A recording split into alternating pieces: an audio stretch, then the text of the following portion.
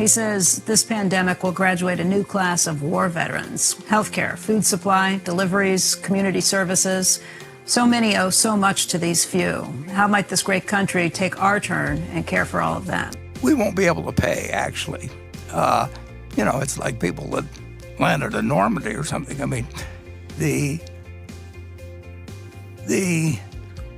poor, the disadvantaged, they suffer.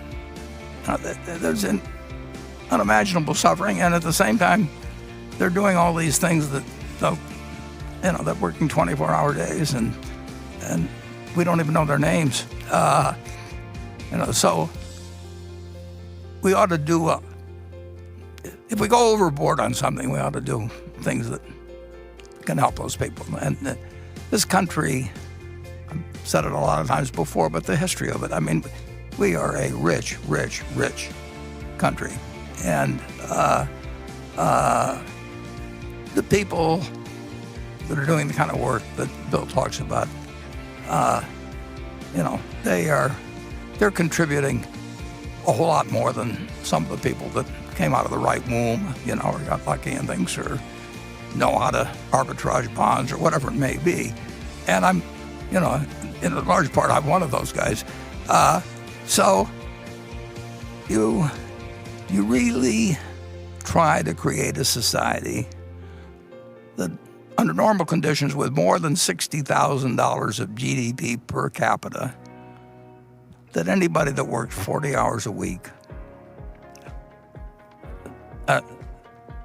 can have a decent life without a second job and with a couple of kids, and have, they can't live like kings. I don't mean that, but that nobody should be left behind. It's like a rich family.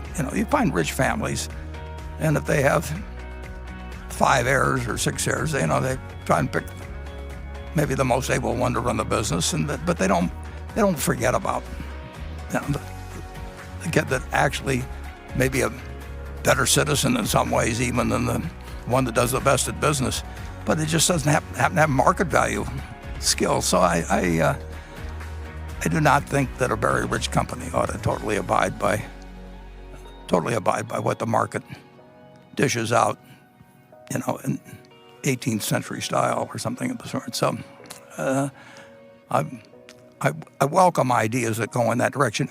We've gone in that direction. We did come up with Social Security in the 30s. We've made some progress, but we ought to. I mean, we have become very, very, very rich as a country, and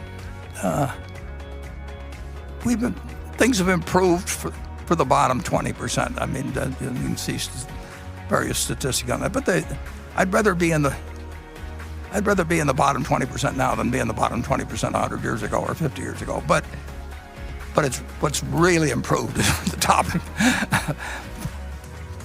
1%. And I hope we as a country move in a direction where people Bill's talking about get treated better, and it isn't going to hurt.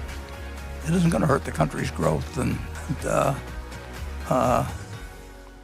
it's overdue. But a lot of things are overdue. I will still say we're a better society than we were 100 years ago. But you would think with our prosperity we would hold ourselves to even higher standards of taking care of our fellow man, particularly when you see a situation like you've got today, where it's the people whose names you don't know that are watching the people come in and watching the bodies go out.